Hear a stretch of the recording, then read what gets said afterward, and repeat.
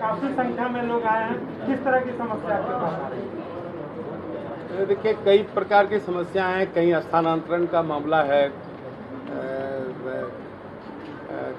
अलग अलग प्रकार के हैं। कोई जमीन विवाद से जुड़ा हुआ मामला है, प्राथमिकी दर्ज है तो उसके अभियुक्त की गिरफ्तारी का मामला है। तो इसी तरह की चीज़ें हैं जो इसका समाधान हम कर रहे हैं। एक तरफ मुख्यमंत्री जनता दरबार कर रहे हैं, एक तरफ मुख्यमंत्री जनता सहयोग कर रहे हैं, कैसे देखा जाएगा? नहीं, कैसे तो ये तो अच्छी बात है ना कि सरकार के सारे माननीय मुख्यमंत्री, माननीय मंत्री, माननीय उप मुख्यमंत्री जन समस्याओं को सुन रहे हैं, उसका निदान कर रहे हैं। तो यही तो सरकार की क्रेडिबिलिटी है, तो अच्छी बात है। सारे मंत्री अपने अपने स्तर से जो आम लोगों की जो विषय हैं उससे जुड़े हुए सवाल को तो कहीं न कहीं समाधान की ओर ले जा रहे हैं। सर, पेगासस मामले पे जिस तरीके से नीतीश कुमार ने जांच की बात कही है, कहीं ना कहीं वो बीजेपी के लिए असहज हो रहा है और अब आपके दूसरे सहयोगी जितिन राम मांझी ने भी इसे गंभीर बताते हुए जांच की मांग की है। देखिए, ये केंद्र सरकार से जुड़ा हुआ विषय है और केंद्र सरकार इस मामले को देख रही है, इसलिए इस पर मैं कोई टिप्पणी नहीं करूँगा।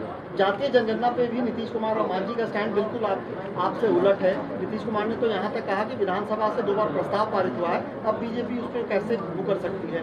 क्या लग रहा है कि सब कुछ गठबंधन में सही? देखिए, ये न भाजपा का सवाल है न अन्य दलों का सवाल है। यह सवाल सरकार के अपनी प्रक्रिया से या जनगणना का जो मापदंड है उससे जुड़ा हुआ विषय है। बिहार विधानसभा ने इस संबंध में 2 बार प्रस्ताव पारित किया है और माननीय मुख्यमंत्री जी उस मामले को देख रहे हैं। और इसके पहले भी 1931 में जाति के आधार पर जनगणना हुई थी, बाद में फिर नहीं हो पाई। पिछली बार भी सामाजिक एवं आर्थिक सर्वे हुआ था जिसमें कई प्रकार की विसंगतियाँ आई थी। उसके कारण जो विषय था वो उलझ कर रह गया। ये सारी चीज़ें हैं जिसको कि भारत सरकार को करना है और वो भारत सरकार अपने ढंग से इसको देख रही है।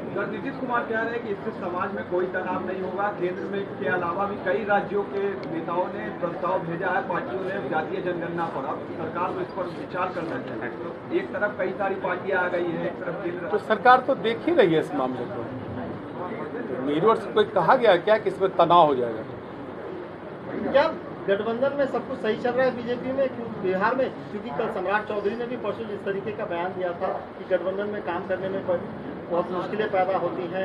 उन्होंने कहा था कि बहुत आसान नहीं होता। देखिए, वो दूसरे संदर्भ में कुछ बातें कही थी। लग रहा है कि उनकी बातों को ठीक ढंग से वो नहीं आ पाया। गठबंधन का अपना एक काम करने का तरीका होता है और उसमें कई चीज़ें हैं। हर दल का अपना अपना विचार भी होता है, लेकिन जब हम एक न्यूनतम कार्यक्रम पर और साझा कार्यक्रम पर सरकार में हैं तो हम सब जो साझा कार्यक्रम है मोटे तौर पर उसी पर हम लोग सरकार को चलाते हैं। लगता है कि उसी संदर्भ में उन्होंने कुछ कहा। पासवान कह रहे हैं कि ये मटेरियल कहा जा रहा है जेडीयू नेताओं के द्वारा, इसमें क्या दिक्कत है? ये मटेरियल है कि नहीं? तो वाकई वो दावेदार हैं। अरे, हमारे पीएम और प्रधानमंत्री श्री नरेंद्र मोदी जी हैं। बाद बाकी कौन क्या बयान में बोलते हैं, किस संदर्भ में बोलते हैं, और उसके बाद माननीय मुख्यमंत्री जी ने कहा, वो लगता है कि आप सुन ही नहीं पाए। अच्छा, पेगासस मामले में राहुल गांधी का जो स्टैंड है वही स्टैंड नीतीश कुमार का है। आपके लिए ऑकवर्ड स्थिति नहीं है? नहीं, देखिए, हमारे लिए ये स्थिति यही है कि केंद्र सरकार इस पर जवाब दे चुका है और हमारी स्थिति वही है। नीतीश कुमार ओम प्रकाश चौटाला से मिलते हैं, विरोधी माने जाते हैं बीजेपी के साथ। कैसे देखती है बीजेपी? ये तो हमारे सरकार का कार्यक्रम नहीं है कि किनको किससे मिलना है, किससे नहीं मिलना है। ये तो जिस कार्यक्रम पर हम सरकार में उसमें तो ये विषय ही नहीं है कि किनको किससे कहाँ मिलना है। हमसे भी हमारे विपक्षी मिलते रहते हैं। सरकार है तो स्वाभाविक है कि मंत्री हैं, बिहार चला रहे हैं, तो कई ऐसे इश्यूज हैं जहां लोग हमसे भी मिलते हैं। लेकिन तेजस्वी यादव से मिलने के बाद नीतीश कुमार का जो स्टैंड है वो देखा जा रहा है कि कहीं ना कहीं विरोधियों के चहेते बनते जा रहे हैं। जिस तरीके से पेगासस है, कास्ट सेंसस है, तमाम इश्यूज पे देखिए, यह आपकी व्यक्तिगत दृष्टि है और किसी के व्यक्तिगत दृष्टि पर मेरा टिप्पणी करना उचित नहीं है। ठीक है सर, हो गया।